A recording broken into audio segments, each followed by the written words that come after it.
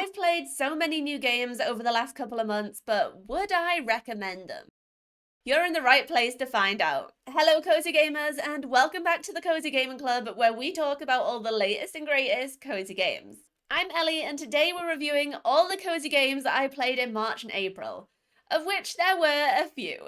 In no particular order, we're starting with Open Roads. I was so excited for this game, but it missed the mark for me for a couple of reasons. Open Roads is a moving tale about a mother and daughter setting out on a road trip together to uncover an old family secret. The story begins with you packing up your home when you come across a box of memorabilia hidden in the attic, including an old newspaper clipping about a robbery. Perplexed by this development, you hit the road to unravel the truth about your family's past by visiting their old haunts. I think the main thing this game suffers from is not really knowing what it is. I wouldn't class this as a puzzle or a visual novel, but it's also not quite a walking simulator or mystery either. Instead, it bridges all of these genres and never successfully embodies any of them. For me personally, it misses the mark because of this. The puzzles weren't complex enough, nor the story strong enough to be engaging. The voiceovers were a really nice touch and the acting was impressive, but the animations when speaking were strange as the characters started moving with the voiceover and then suddenly froze. And what is this key to? Why is it hidden in here? Something at the summer home, I assume? Okay, well, now we've got to go check the old place out. It jarred me every single time it happened, and I think I would have preferred it without the animation at all. Most of the gameplay is played out wandering around different locations, finding items, and calling to your mum to come and chat about them. It also ended quite abruptly and lasted just over 2 hours. As you can tell, I didn't enjoy this one as much as I wanted, but have you played this? What did you think? Following on from that is a game I wasn't sure about but ended up really enjoying. Snufkin, Melody of Moominvalley is a musical adventure set in the Moomin universe, which I had never heard of before this game. I was worried that would impact how much I'd be able to enjoy this, but it didn't. Play as the mischievous Snufkin as he sets out to find his friend Moomin Troll and save Moominvalley from the park keeper. They've built horrible parks all over the beautiful valley and it's up to you to destroy them all, so nature can return. I would say this game is a little simple, but the overall gameplay is wonderful. The music is great, as are the sound effects, and I love the watercolor art style.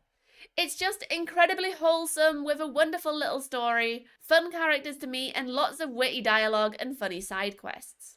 I haven't experienced the Moomin universe before, but this definitely made me want to. Overall, I don't want to say too much because this game is, again, quite short. It took me around 3 hours to complete, but it is well worth it. Next is another game I had high hopes for that sadly didn't stick the landing. Chilltown is described as a soothing simulation and idle game and has often been compared to Animal Crossing in playstyle. But sadly, it doesn't quite reach the lofty levels of Animal Crossing, and I don't think it played enough on its unique gameplay to stand out either. My full review for the game can be found linked above, but as always, I will summarize it here. The Animal Crossing similarities stem from starting over on an island where you can build and design a town of your own. Find townsfolk by visiting other islands and invite them to come back with you to your town. You can decorate your town and the houses of your villagers as well as go bug catching and fishing. But the villagers all look quite scary compared to Animal Crossing's cute animal characters, and the islands you set out to explore are very barren and empty. Even the decorating needs quite a bit of work.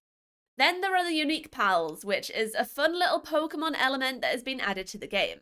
Pals will randomly spawn on your and the adjoining islands, and you can catch them and they'll follow you around. You can also apparently evolve them, although I didn't reach that far in the gameplay. My main issue with the pals is that they don't really do much, which makes them a little bit redundant. They can follow you around, but only one at a time, and you can also get pets to follow you instead. You can also plant them in your garden, or put them in the scary and clinical pal center, which I don't know if I want to put any of them in here though, I'd feel awful. As you can tell, I didn't really enjoy the 5 or 6 hours that I played in this game, and I also encountered quite a lot of bugs. But Chilltown is in early access, So this could change during the development of the game, but for me personally, I can't recommend it in its current state. In this next game, Earth has fallen to ruin and you're part of a space expedition searching for a new home on an alien planet.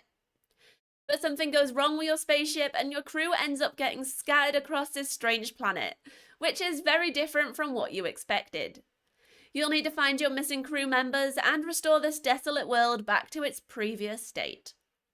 Despite this seeming like an open world to explore, it's actually pretty linear, with new areas being unlocked by progressing the gameplay and discovering new tools.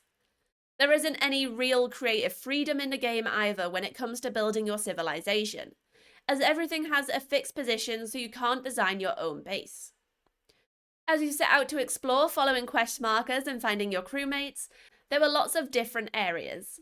I wasn't particularly a fan of the map in this game and felt it was quite useless as you couldn't really use it as a map, other than getting a general direction for something. One of the other things I had an issue with is that while exploring, some of the areas were very dark, making it difficult to see what you were doing and where you were going. I did really like the seed planting mechanic though. While exploring, you can find new seeds which can be used to grow alien flora and create a thriving ecosystem in these little hexagonal grids.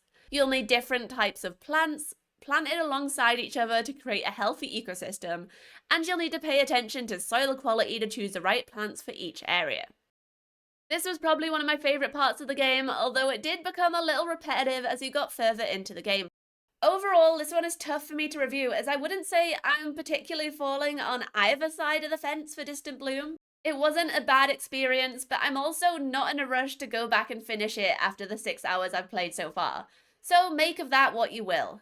Next up is probably one of my most anticipated games of the year. I had such high expectations for Botany Manor, and it mostly delivered. I've had my eye on this gorgeous plant puzzle game for a while now, and I was so excited when it finally released. I played almost all of it in one sitting, and it really was a peaceful little experience. You play as a skilled botanist called Arabella Green, who is on a quest to fill her herbarium with the rare and unusual plants she's discovered on her adventures.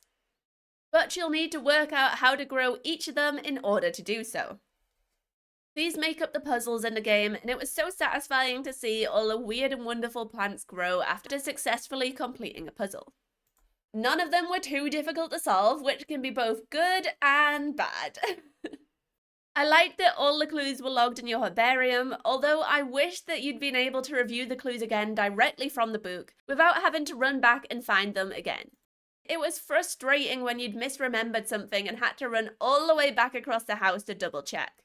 The more puzzles you complete, the more areas of the house you'll unlock, and there are many rooms and garden areas to explore. It does make the gameplay quite linear, although there is a little flexibility with which plant you solve first in each new area. However, running back and forth actually made up a lot of the playtime for me, which wasn't very high to begin with. It took me just 2.5 hours to finish the game and 2.8 hours to collect the last few trophies for 100%. In short, I made very quick work of Botany Manor, which, for me personally, is a little short given the £22.49 price tag in the UK. It is a very relaxing game that doesn't make you think too hard about the puzzles you need to solve, and there's also some light story to uncover as well. I've got a first look playthrough up on my channel, which I've linked above if you want to see it in action. Finally, we have Sky Children of the Light, which is so difficult for me to review because I was so lost when I played this one on my members only stream. I found that Sky doesn't really explain what you had to do very well, and I spent a lot of my time running around confused. Occasionally, other players would grab my hand and try to help me to find new locations and discover spirits to save, but they would also disappear and then leave me lost in a new area with no idea how to get back to the main path. The multiplayer was really creative and I think it could work really well, especially if you're playing with friends. I had a great little moment where I sat on a bench and chatted to another player, or when I went flying with someone. But these moments were far and few between the overall confusion I felt while playing. I also encountered one bug quite a lot where I wouldn't be able to use my candle to light anything, which basically meant I couldn't proceed with the game. I had to quit and restart 2 or 3 times, which is very frustrating when I'm streaming and playing with my community. Overall, this is a free game though, so you can go and play it yourself. or my members only stream is available to watch for all members. Those are all the games I've played in the last 2 months. I sadly had a very busy April and wasn't able to play many games. But is there something you love that I missed and need to play? Let me know in the comments and I'll make sure to check it out, and let me know if you played any of these games and what you thought. I look forward to seeing you next video. Bye!